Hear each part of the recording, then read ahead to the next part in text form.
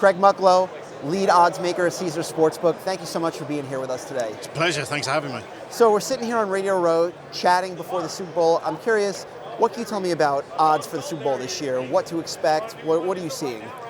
We're 4.5 on the Seahawks right now. We opened 46.5 on the total points, which is the overall under.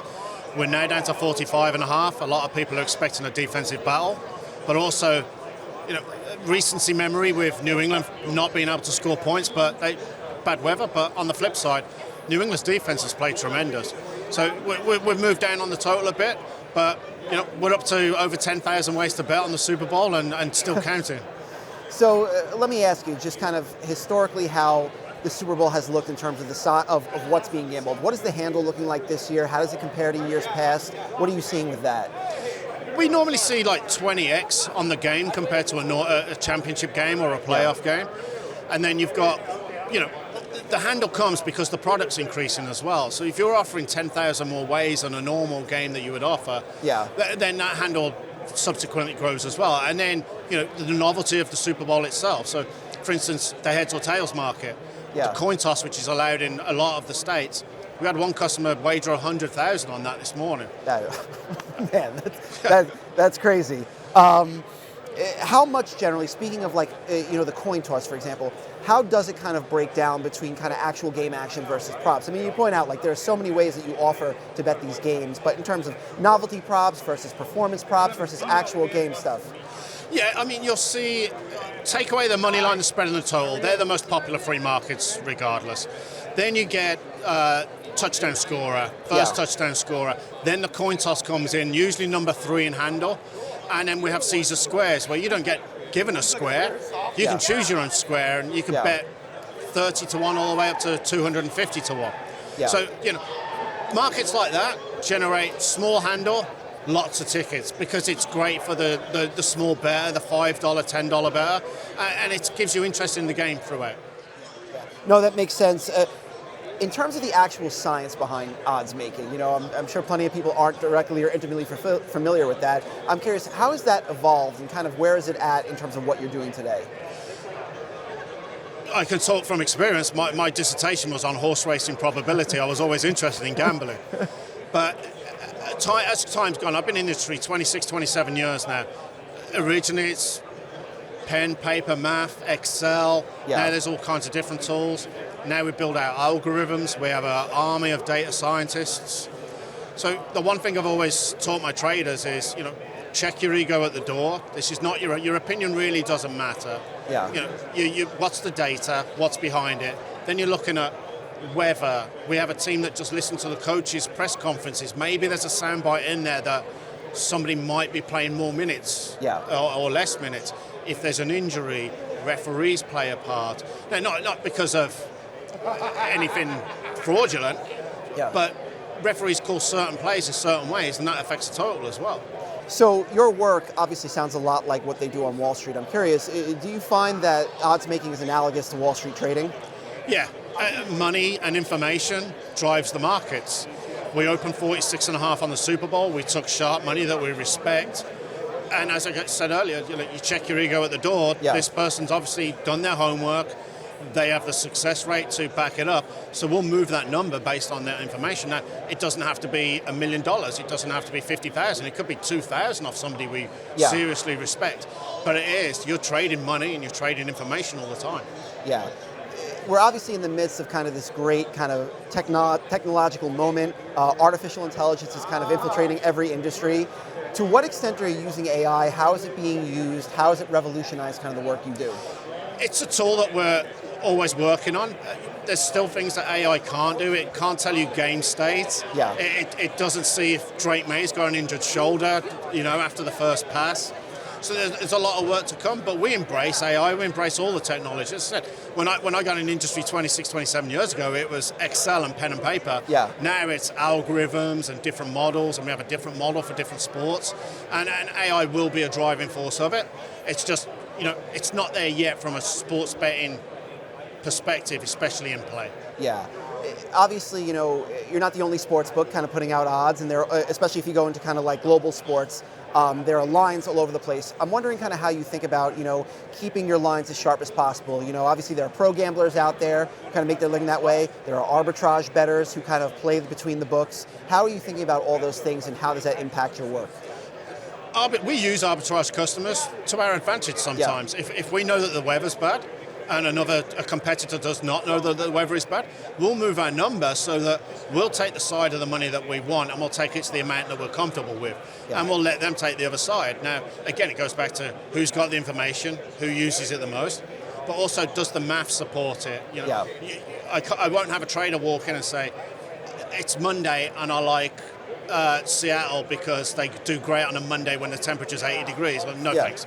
But it's about math, it's about backup with the data, it's about trends and what you've seen before, and it's also about money. So, we're not stubborn, we'll move to money, but there are times when we'll use some of these customers to our advantage, and we'll use our competitors to our advantage as well. To what extent are there weak spots you're trying to close? Like challenges or areas of the business that, like you don't necessarily want to open yourself up to exploitability there?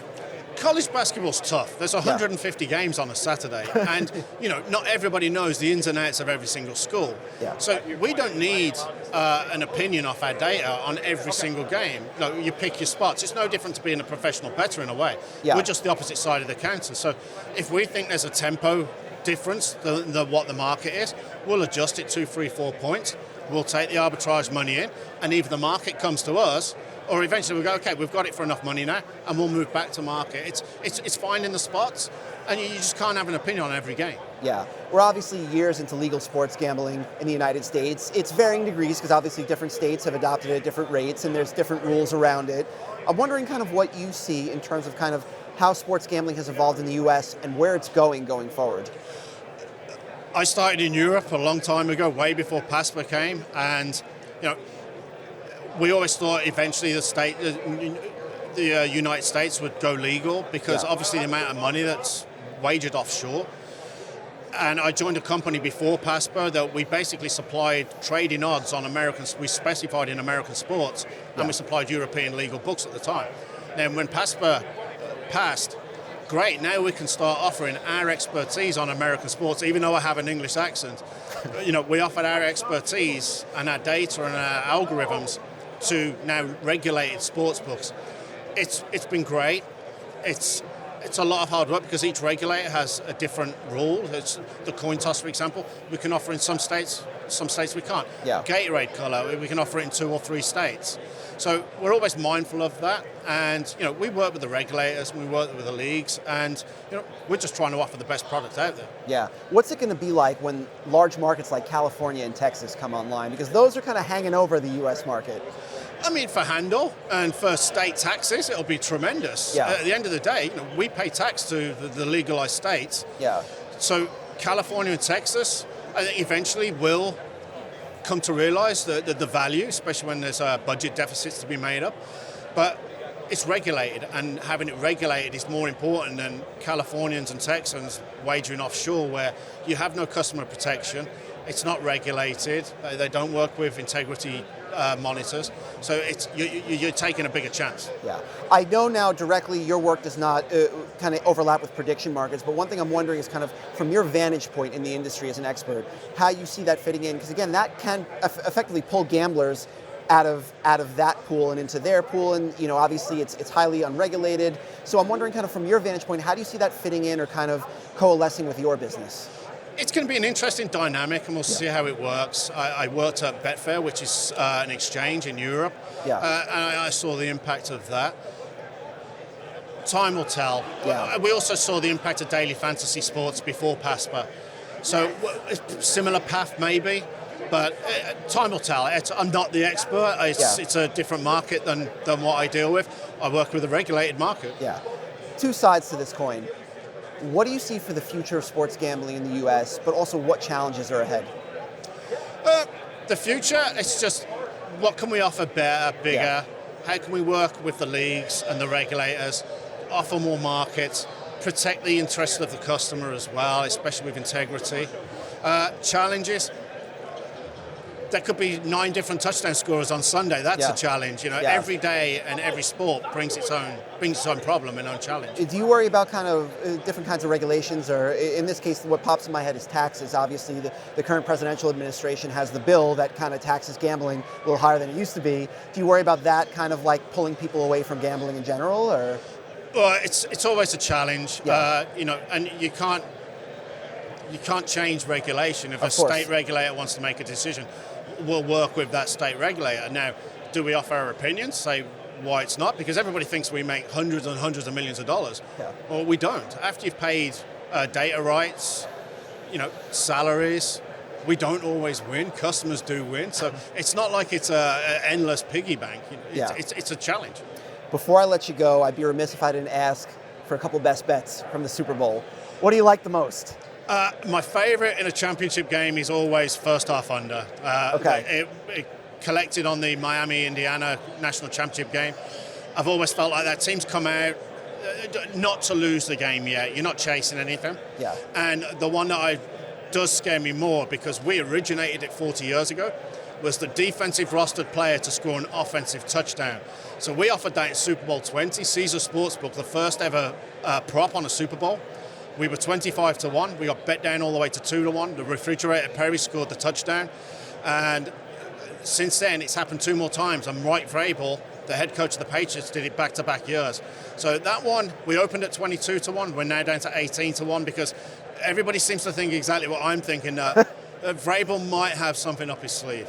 Well, Mike Vrabel, obviously, you know, definitely put that thought in our heads. Craig Mucklow, thank you so much for being here with us today. Pleasure, thank you.